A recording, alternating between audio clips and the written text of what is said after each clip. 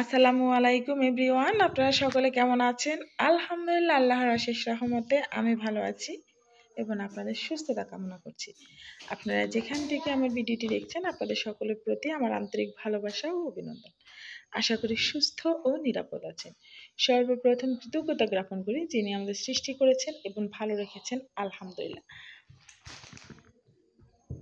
আমারও হাজির হয়েছি আপনাদের মাঝে ডেইলি ব্লগ নিয়ে। আশা করি ভালো লাগবে, না টেনে পুরো ভিডিও জুড়ে আপনারা আমার পাশে থাকবেন।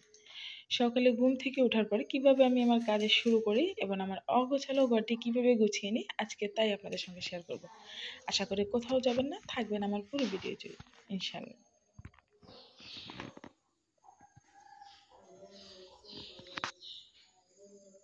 আজকে ক্যামেরা অন রেখে কাজগুলো স্টার্ট করছি।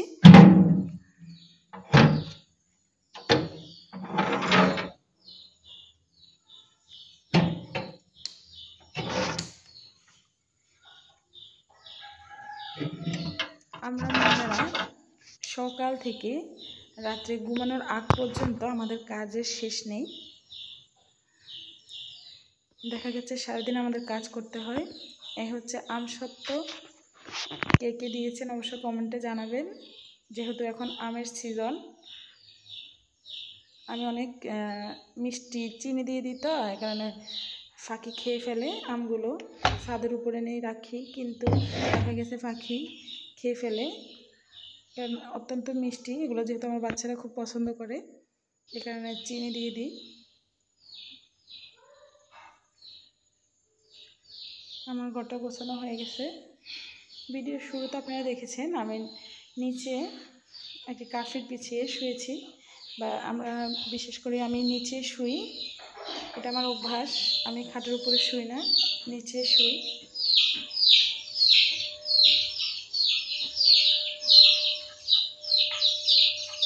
এরপর একে একে আমার কাজ স্টার্ট।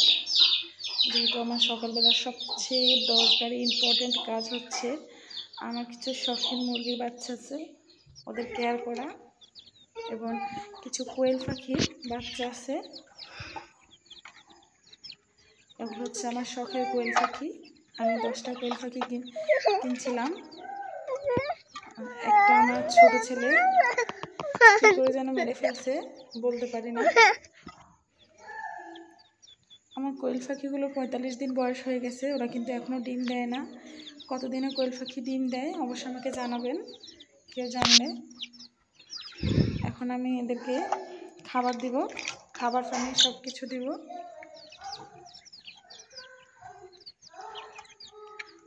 আসলে আমরা ঘুম থেকে উঠি কাজ নিয়ে এবং আবার ঘুমাতে যাই কাজ নিয়ে, মহিলাদের কাজের শেষ নেই। এরপরে অনেক শাশুড়ি বা অনেক আফুদের হাজবেন্ডরাও মহিলাদের দুঃখ বোঝে না, বলে তোমরা সারাদিন কী কাজ করো, এত কী কাজ। আমি যে ভিডিওটি আপনাদের সঙ্গে শেয়ার করেছি সেটি হচ্ছে শুধুমাত্র আমার সকালবেলার কিছু কাজ।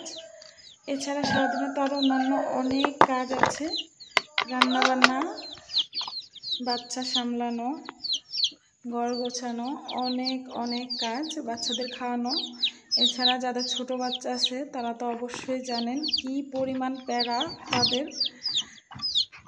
একটা ছোট বাচ্চা পালা মানে জিহাদ করা সমান। সবাই মাশাআল্লাহ বলবেন আমার পাখিগুলো দেখে বা আমার মুরগির বাচ্চাগুলো দেখে। এগুলো আমার অনেক শখের মুরগি, আমি ওদেরকে অনেক বেশি আদর করি, অনেক বেশি ভালোবাসি, অনেক যত্নে ওদেরকে রাখি। সেটা অবশ্য আপনারা আমার ভিডিও দেখে বুঝতে পেরেছেন। আমার সকালবেলার শুরুতে আমি আমার বাচ্চাদেরকে আগে খাবার না দিয়ে উঠে আগে ওদেরকে খাওয়াই, ওদেরকে পরিষ্কার করে রাখি, তারপর আমি আমার বাচ্চাদেরকে খাবার দিই। আসলে সব কিছু গুছিয়ে গেছিয়ে বাচ্চাদেরকে খেতে নিজে খাই, তখন পরিতৃপ্তি পাই। কিন্তু কাজ রেখে অগোছালোভাবে খেতেও ইচ্ছে করে না, জানি না কে কীরকম, তবে আমি একটু গোছানো, আমার কাছে গুছিয়ে চলতে অনেক বেশি ভালো লাগে। আরেকটি মুরগি, এটি হচ্ছে বাচ্চা দিয়েছে 3 দিন। উনি 8 সন্তানের মা। মাশাআল্লাহ অনেক ফুটফুটে সুন্দর 8টি বাচ্চা।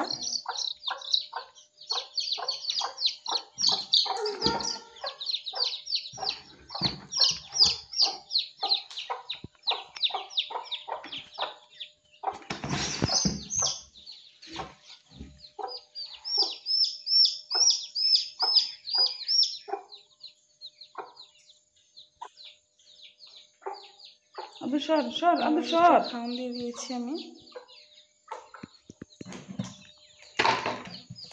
এই ফাঁকে তো আব্দুল্লাহ অনেক দুষ্টামি করে, শুনতে পেয়েছেন, ওকে বকা দিচ্ছি।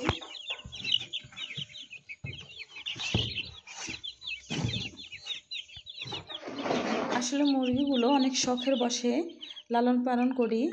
আমার খুব করে শখ যে একটি মুরগির ফার্ম দেওয়ার জন্য। জানি না কি হয়, তবে আমার খুব শখ।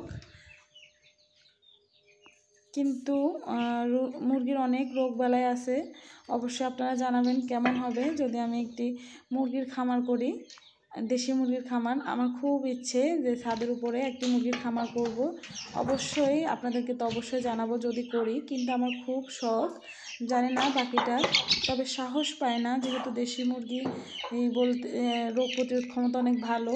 এমনিতে মুরগির বাচ্চাদের তো অনেক বেশি রোগ হয়, কিন্তু দেশি মুরগি তার তুলনায় একটু কম হয়। সেই অনুযায়ী চিন্তা করছি একটা দেশি মুরগির খামার দিব।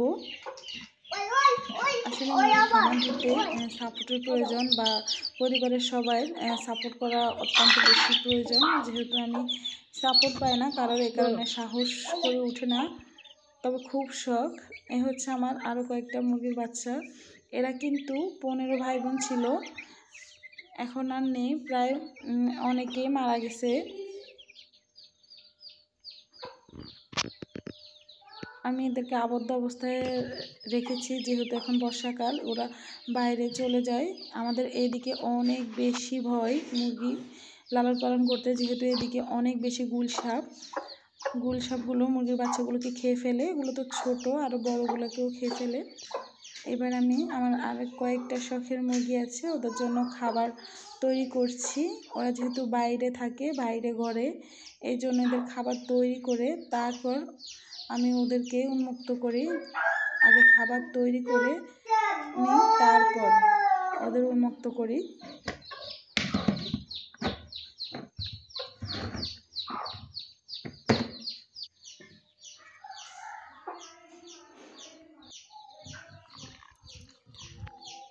আমি এখানে মুরগির জন্য কিছু ফিড নিয়েছি, তারপর গমের ভুসি নিয়েছি, ওগুলো মিক্স করে তারপর মুরগির খাবারটি তৈরি করছি।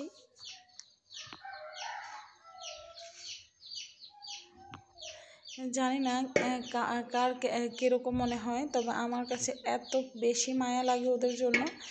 আসলে একটা কথা আছে না, একটি পাখি পালন করলেও তার প্রতি মায়া কাজ করে, ঠিক যেন ওরা আমার সন্তানের মতো। ওরা ঠিকমতো খাবার খেলে, ভালো থাকলে আমার কাছে অনেক বেশি ভালো লাগে, মন ভালো থাকে। কিন্তু আমার একটি মুরগির বাচ্চা যদি কোনো কারণে অসুস্থ হয়ে যায় বা কোনো সমস্যা হয়, বিশ্বাস করেন আমার এত বেশি খারাপ লাগে তাদের জন্য।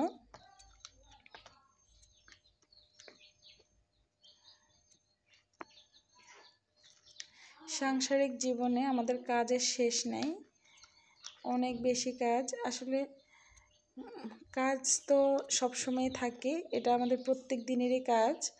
প্রত্যেক দিন সকাল থেকে রাত্রি ঘুমানোর আগ পর্যন্ত একই নিয়মে, হয়তো যতদিন বাঁচব ততদিন একই নিয়মে চলতে হবে। আমি আমার এই ছোটো মুরগিগুলো সেই রুমের উপরে রাখি, বাসার ভিতরে ওদেরকে আনি না, যেহেতু বাসা ময়লা হয়ে যাবে, সেজন্য আমি শির উপরে রাখি। আর ওরা তো আবদ্ধ অবস্থায় থাকে, এই কারণে হাঁটাহাঁটি করতে পারে না, যেখানে সেখানে ময়লা করতে পারে না। এবার আমি আমার আর বেশ কয়েকটা মুরগি আছে, ওদেরকে ছেড়ে দেব। আরেকটি কথা, অনেকে বলবেন যে মুরগির ঘরে কেন তালা দিছি। বিশ্বাস করেন ভাই, এদিকে এত বেশি চোর, আপনি কোনো কিছুই রাখা যায় না। গাছের একটা ফল, ধরেন একটা পেঁপে বা কাঁঠাল, গাছের একটি কাঁঠালও রাখা যায় না। এদিকে চোরের উপদ্রব এত বেশি, আমার মুরগি তো দূরের কথা, আমি যদি এখানে তালা মেরে না রাখি হয়তো বা পরের দিন সকালে আমি আমার মুরগিগুলো আর দেখবো না। এছাড়া আপনি ছাদের উপরে সুপারি শুকাতে দিল, চোরে কি করে যে খবর পায় জানে না, ওরা এসে নিয়ে যায়। আসলে এদিকে সত্যি কথা উন্মুক্ত করে কোনো কিছু পালা অসম্ভব। আমার এই মুরগিটি অনেক বেশি ঝগড়াটে, এটি বাচ্চাদেরকে খেতে দেয় না। এই কারণে আমি ওকে আগে ধরে রেখেছি হাতের মধ্যে, ওরা খেয়ে নেয়, তারপর আমি ওকে ছাড়বো, তারপর ও খাবে। ও এত বেশি ঝগড়াটার হিংসুটে, ও চায় ও একাই সব কিছু খেতে, কাউকে দিবে না। সবাই ভালো থাকবেন, সুস্থ থাকবেন এবং আমার সঙ্গে থাকবেন। আল্লাহ হাফেজ।